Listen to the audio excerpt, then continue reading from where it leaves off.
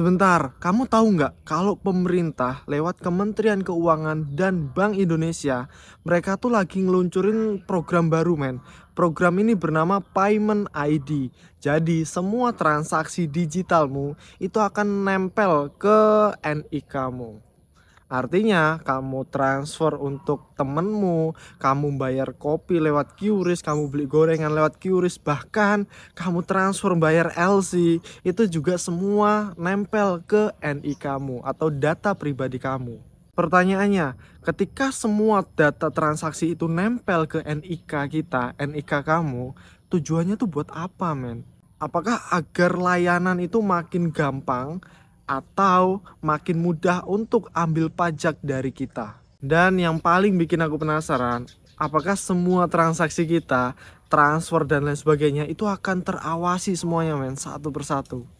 Tenang, di video ini aku pengen coba bedah pelan-pelan biar lebih jelas mana fakta, mana rumor, mana rencana yang mau jalan atau rencana yang sebenarnya tuh cuman hoax doang. Nah, coba kita mulai dari yang pertama.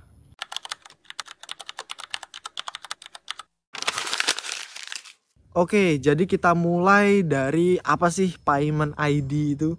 Jadi Payment ID secara singkat aja ya, itu rencana ID unik dalam sistem pembayaran di Indonesia yang fungsinya mengidentifikasi pihak atau akun yang melakukan transaksi. Jadi ini tuh bukan buat lihat siapa atau kamu ngelakuin apa, belanja apa setiap detiknya, bukan, men. Melainkan buat bikin sistemnya makin nyaman, makin efisien, dan makin nyambung. Secara konsep, Payment ID itu bukan kartu identitas digital pengganti KTP gitu, bukan. Bukan juga dompet baru atau e-wallet baru, bukan, men. Dia tuh lebih mirip infrastruktur identitas transaksi untuk ngebantu antar sistem kayak bank, e-money, switch, dan lain sebagainya lah, agar bisa mendeteksi bahwa ini tuh sebenarnya punya orang yang sama nggak sih? Sehingga hal-hal kayak verifikasi, perlindungan konsumen, sampai dengan kebijakan, nantinya itu bisa lebih presisi lagi. Kalau kamu pernah dengar proxy address di BI Fast, nomor HP atau email yang digunakan sebagai alias rekening. Nah, Payment ID itu mirip kayak gitu sistemnya. Levelnya itu bukan dompet baru untuk transfer atau nerima uang, bukan, melainkan ID unik untuk keperluan pemetaan di dalam sistem transaksinya. Terus sekarang statusnya kayak gimana? Per tanggal 12 Agustus kemarin, BI itu mengkonfirmasi bahwa Payment ID itu belum bisa diterapkan langsung di seluruh Indonesia.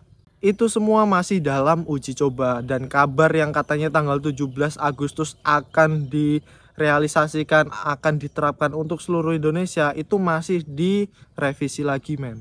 Lalu bagaimana hubungan dari Payment ID dan juga NIK? Dari sisi pajak, Indonesia kan udah mulai nerapin tuh NIK sebagai NPWP, dan itu udah dilakuin sejak 1 Juli 2024 kan. Jadi NIK sekarang punya peran fiskal yang jelas. Nah, di wacana Payment ID, NIK itu disebut sebagai pondasi untuk identifikasi. Dan itu kayaknya cukup logis karena Indonesia pengen single source of truth untuk seluruh identitasnya. Tapi artinya di NIK semua transaksi kamu itu terekam sama pemerintah, men. Tadinya kita punya kebebasan nih, punya privasi sendiri. Kalau pemerintah itu nggak tahu uang kita bisa buat bayar Shopee, bisa buat bayar apa ya, pemandu lagu dan lain sebagainya. Tapi kedepannya kalau itu udah terrealisasi untuk seluruh Indonesia, bahkan pemerintah tahu uang kamu transfer untuk kebutuhan apa. Tapi NIK sama dengan semua transaksi kamu otomatis terekam sama pemerintah, itu oversimplifikasi, men. Karena sistem pembayaran kita itu tunduk sama banyak peraturan, kayak mulai dari kerahasiaan bank, terus APUPPT, UU PDP, dan seterusnya lah. Jadi untuk saat ini nggak bisa tuh plugin NIK bisa naruh semua data transaksi kita. Itu masih susah lah untuk saat ini ya. Jadi intinya Payment ID itu adalah rencana untuk membuat ID unik kita dalam setiap sistem pembayaran.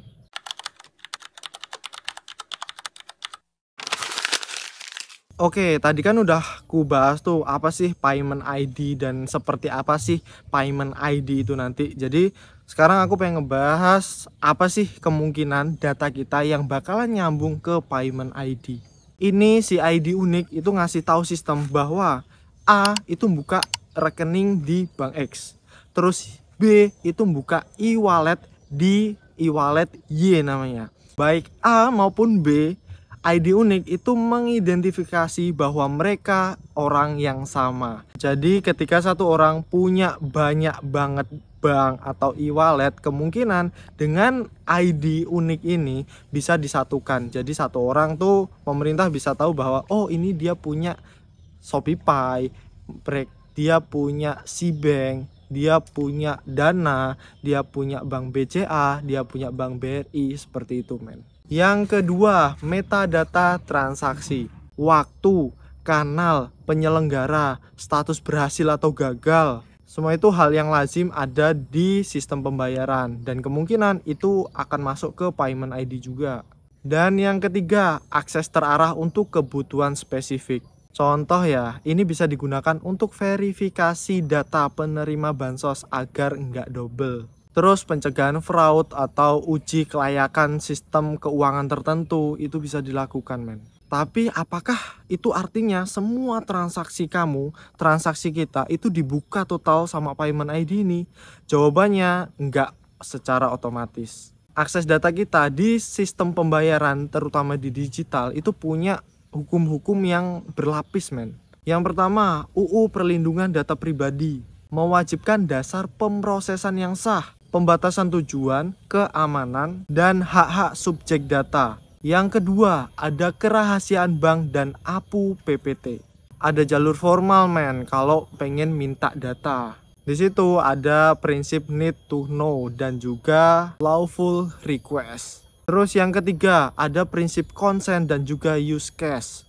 Jadi petugas BI itu menegaskan bahwa data kita nggak akan dipublikasikan tanpa persetujuan yang punya data. Terutama untuk keperluan use case komersial lah kayak pengajuan kartu kredit dan lain sebagainya.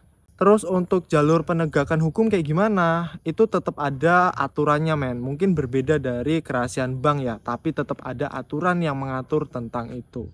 Jadi payment ID ini tuh bukan tombol magic, tombol super yang bisa ngebuka semua data transaksi kita ketika kita pencet itu. Bukan men. Tapi yang muncul kekhawatiran di pikiranku itu adalah kebocoran data men. Karena kita tahu kan banyak kok yang terjadi bahkan dari pemerintah kita, kebocoran data yang bisa dihack sama orang luar, sama hacker luar negeri. Nah makanya aku mau coba ngajak kamu untuk kita tetap mantau men, tetap mantau apa yang terjadi, apa yang dilakukan sama pemerintah kita. Karena kalau nanti sampai data kita bocor, paling sering aja deh nomor handphone kita bocor, kita pasti di SMS-in kayak pinjol-pinjol. Banyak banget tempatku loh, banyak banget, padahal aku nggak pernah pakai tuh pinjol-pinjol apapun. Tapi karena nomorku bocor kemana-mana dan pinjol-pinjol itu SMS ke tempatku.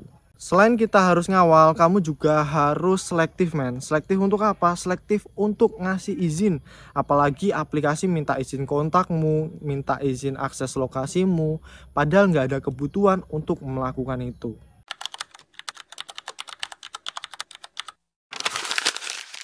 Jadi kita udah punya gambaran nih, payment ID itu adalah rencananya ya, itu ID unik untuk setiap sistem pembayaran kita. Jadi ketika kita bayar pakai misal Cbank untuk bayar di Shopee, terus kita pakai Dana, terus kita pakai Bank BCA, Bank BRI, Bank Mandiri dan lain sebagainya, ID unik itu bisa mengidentifikasi bahwa bank-bank yang kita gunakan itu punya satu orang. Kemudian tentang privasi, data kita nggak bisa dibuka seenak gitu aja tanpa persetujuan kita karena itu dilindungin sama undang-undang. Semoga. Tapi kalau semisal nih payment ID itu kan yang kontrol pasti jaringan pusat kan, server pusat kan, BI dan Kementerian Keuangan kan. Berarti semua transaksi kita kalau mereka tahu, mereka juga tahu dong kita udah bayar pajak atau belum, dan juga itu bisa jadi alasan mereka untuk menaikkan pajak terhadap kita dong. Loh, transaksimu terus menerus kok pajakmu cuma segini, itu bisa dilakukan kan. Cuman gini men, kamu jangan mikirin bahwa di Indonesia itu cuman kaum menengah ke bawah. Kamu juga harus lihat bahwa di atas sana banyak kok yang nggak taat pajak. Ada bos yang punya beberapa perusahaan, tapi ternyata di perusahaan tersebut menggunakan rekening atas nama anak buahnya. Ada kok seperti itu men. Jadi kuanggap payment ID ini bisa kayak pisau di dapur. Ketika kamu gunakan dengan benar, itu bisa buat ngebantu kamu motongin sayuran, memotongin buah-buahan, motongin bumbu. Tapi ketika itu nanti disalahgunakan, ya cuman bisa ngelukain diri sendiri. Dan yang terluka di sini siapa? Ya kita-kita ini. Jadi terima kasih udah nonton sampai saat ini. Semoga kamu dapat inspirasi, kamu dapat pengetahuan baru agar kamu bisa ambil posisi dan siap-siap. Aku minta dukunganmu untuk channelku ini. Caranya gampang banget, tinggal subscribe, like kalau kamu suka, dan mari kita diskusi di kolom komentar. See you.